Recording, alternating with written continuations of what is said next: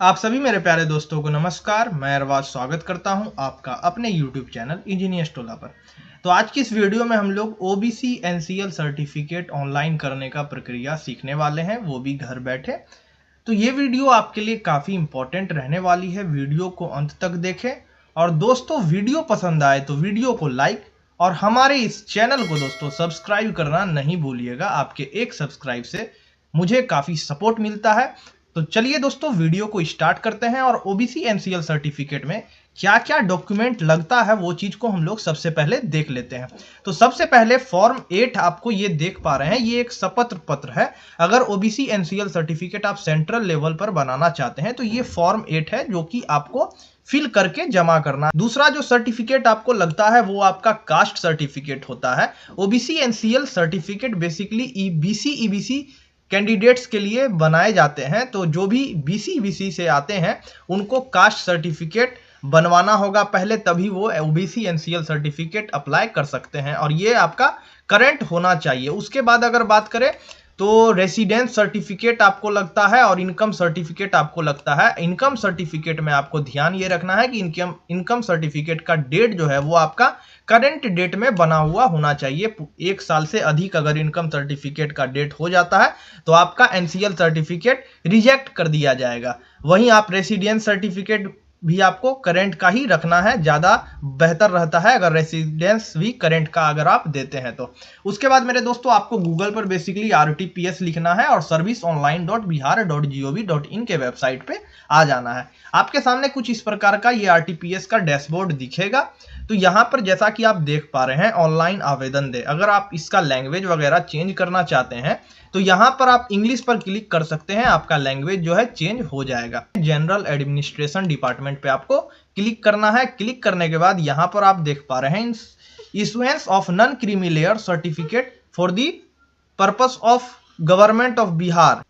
तो वो है गवर्नमेंट ऑफ बिहार, यहाँ है गवर्नमेंट ऑफ इंडिया। ये आपका सेंट्रल लेवल पर आपको बनाना है, तो इस वाले ऑप्शन पर आपको क्लिक करना है, purpose of government of India.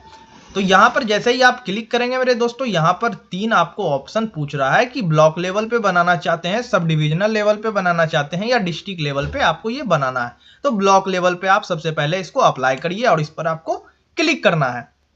जैसे ही क्लिक करेंगे मेरे दोस्तों, आपके सामने जो है इसका फॉर्म खुल के आ जाएगा और इस प्रकार आपका जो है यहाँ पर जो है फॉर्म देखने के लिए आपको मिलेगा। और यहाँ आप सबसे ऊपर में देख पा रहे हैं कि सर्टिफिकेट का आप लैंग्वेज क्या रखना चाहते हैं। अगर आप सर्टिफिकेट का लैंग्वेज हिंदी रखना चाहते हैं तो हिंदी ही रहने दीजिए।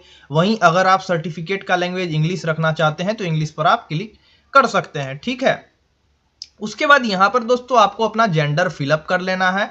जेंडर फिलअप करने के बाद अगर आप अपने नाम के आगे कुछ लगाना चाहते हैं, श्री श्रीमती, तो वो आप लगा सकते हैं। उसके बाद यहाँ पर आपको सबसे पहले अपना एप्लीकेंट नेम फिलअप करना है। इंग्लिश में पहले आपको अपना नाम फिलअप करना है और जैसे ही आप अपना नाम यहाँ पर इंग्लिश में फिलअप करेंगे, हिंदी में ऑटोमेटिकली यहाँ पर आपका नाम फिलअप हो जाएगा। अगर हिंदी में आपका नाम गलत हो रहा है तो आप हिंदी वाले ऑप्शन पर क्लिक करके उस नाम को सुधार सकते हैं। आगे अगर बात करें तो डेट ऑफ बर्थ आपसे पूछ रहा है, आप अपना हिसाब से अपना डेट ऑफ बर्थ यहाँ कैलेंडर पर क्लिक करिएगा। आपके सामने एक कैलेंडर ओपन हो जाएगा और यहाँ पर जो है अपना डेट ऑफ बर्थ सेलेक्ट कर सकते हैं। आधार नंबर आपको कंपलसरी नहीं है। उसके बाद अगर आगे बात करें तो residential address, full residential address आपको यहाँ पर फिलअप करना है। राज्य जो आपका सेलेक्ट है ही कि बिहार राज्य से आप आते हैं। उसके बाद आपका डिस्ट्रिक्ट क्या है वो चीज़ आपको यहाँ पर सेलेक्ट कर लेना है। सब डिवीजन, किस सब डिवीजन से आते हैं वो चीज़ आपको यहाँ पर दिख जाएगा जैसे ही आप अगर अपना डिस्ट्रिक्ट सेलेक्ट करते हैं। ब्लॉक, किस ब्लॉक से आप, किस ब्लॉक में आपका घर वगैरह है वो चीज़ यहाँ पर फिलअप कर दीजिएगा। ग्राम मोहल्ला का नाम जो आधार कार्ड में है आपका वो चीज़ यहाँ पर आपको फिलअप कर देना है। वार्ड नंबर कौन सा है वो चीज़ यहाँ पे आपको फिल कर लेना है। पोस्ट ऑफिस आपका क्या है, पिन कोड क्या है, सर्किल नंबर कंपलसरी नहीं है, होल्डिंग नंबर भी कंपलसरी नहीं है। उसके बाद लोकल बॉडी आपका क्या है, विलेज पंचायत है, म्यूनिसिपल कॉरपोरेशन है, म्यूनिसिपलिटीज है, टाउन पंचायत है, वो क्या है वो आप यहाँ पर फिलअप कर लीजिएगा। उसके बाद थाना, पुलिस स्टेशन आपको यहाँ पर जो है फिलअप कर लेना है। फिलअप करने के बाद अगर आपका टेम्पोररी एड्रेस भी सेम है तो सेम एज एबव पे आपको यहाँ पर जनरली क्लिक कर देना है। उसके बाद आगे बात करें, क्लिक करने के बाद यहाँ पर आपसे रिलीजन पूछ रहा है तो आपको यहाँ पर रिलीजन अपना सेलेक्ट कर लेना है। वर्ग मतलब कैटेगरी, तो आप का कैटेगरी क्या है तो वो चीज आपको यहाँ पर जो है फिलअप कर लेना है। अन्य पिछड़ा, अत्यंत पिछड़ा, वो चीज यहाँ पर आपको फिलअप करना है।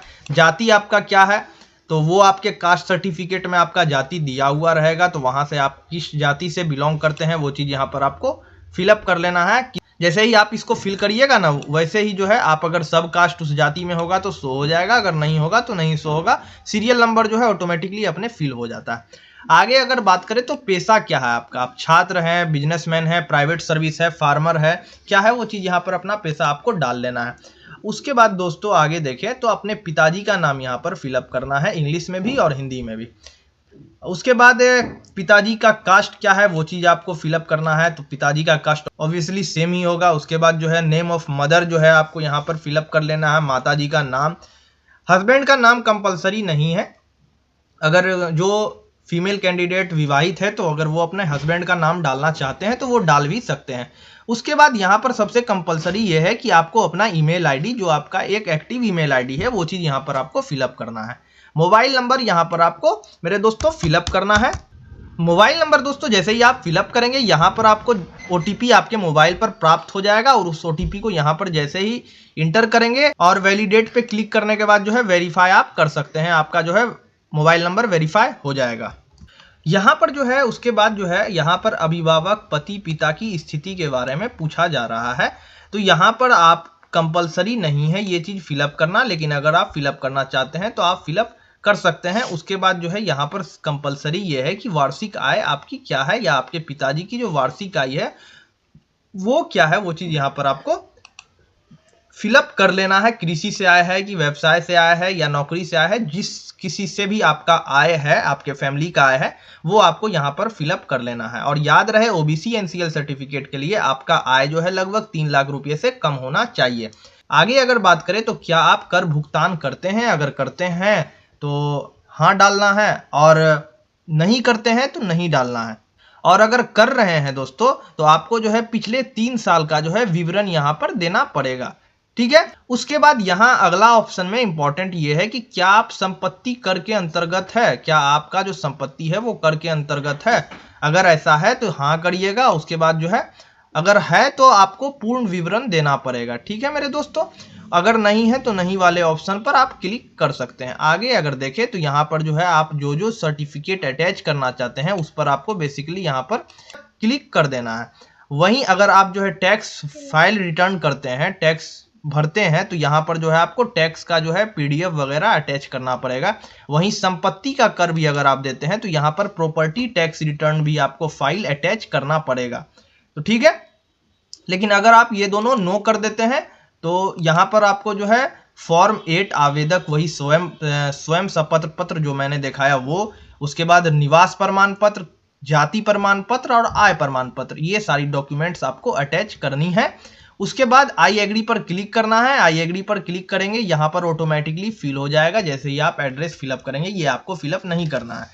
यहाँ पर कैप्चा कोड को फिलअप करने के बाद दोस्तों सबमिट पर क्लिक करना है। तो चलिए ये सारी चीज को मैं फिलअप कर लेता हूँ। तो दोस्तों सारी चीज को फिलअप कर लेने के बाद यहाँ पर आप कैप्चा कोड को फिल कर लीजिएगा। फिल करने के बाद जो है सबमिट पर आपको क्लिक कर देना है। सबमिट पर जैसे ही क्लिक करेंगे यहाँ पर आपको जो है एक नोटिफिकेशन आ जाएगा, और ये कह रहा है मोबाइल नंबर और ईमेल की शुद्धता की जांच कर ले, क्योंकि इस मोबाइल नंबर और ईमेल पर जो है आपका सर्टिफिकेट वगैरह भेजा जाएगा कि एक्सेप्ट हुआ या रिजेक्ट हुआ।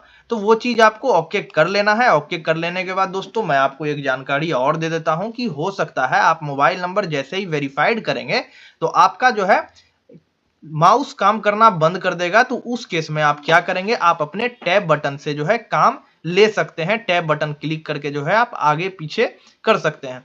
तो अब जैसे ही क्लिक करेंगे मेरे दोस्तों तो यहाँ पर जो है आपका फॉर्म ओपन हो जाएगा। जो सारी चीज आपने फिलअप किया है वो यहाँ पर आप देख सकते हैं, और आपको इसको एक बार अच्छे से पूरा फॉर्म को चेक कर लेना है जो चीज आप फिल किए हैं।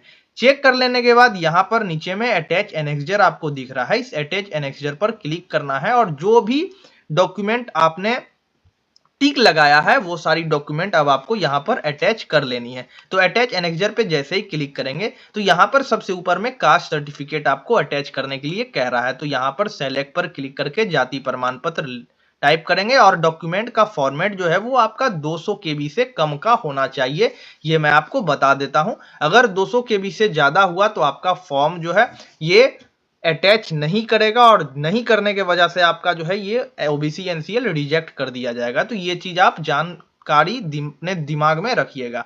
तो जाति प्रमाण पत्र आपका 200 केबी से कम का होना चाहिए। ब्राउजर पर क्लिक करके जो है अब आपको कास्ट सर्टिफिकेट को अटैच कर लेना है। उसी प्रकार रेसिडेंस सर्टिफिकेट को यहाँ पर निवास प्रमाण पत्र सेलेक्ट करना है और ब्राउजर पर क्लिक करके आप अपने रेसिडेंस सर्टिफिकेट को यहाँ पर सेलेक्ट कर लीजिएगा। जो जो चीज आप सेलेक्ट करते जाएंगे यहाँ पर आपको शो होते जाएगा आपका फाइल नेम। उसके बाद इनकम सर्टिफिकेट आपका आय प्रमाण पत्र करंट होना चाहिए, वो भी आपको सेलेक्ट कर लेना है।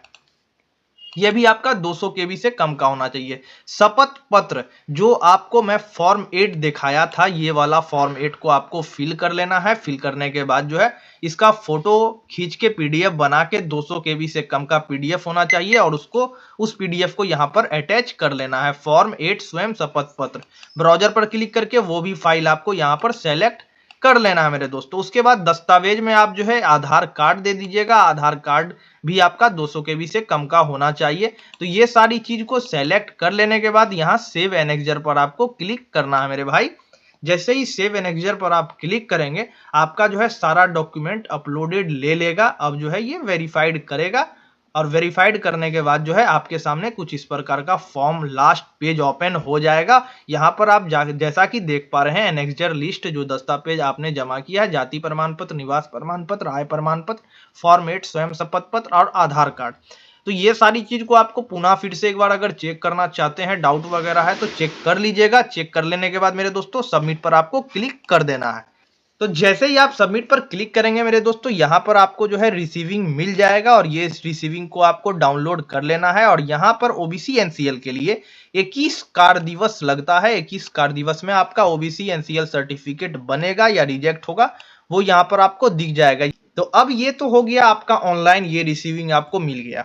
अब आते हैं मुद्दे की बात पर और मुद्दा की बात ये है कि ओबीसी एनसीएल सर्टिफिकेट काफी कैंडिडेट्स अप्लाई करते हैं और काफी का रिजेक्ट हो जाता है।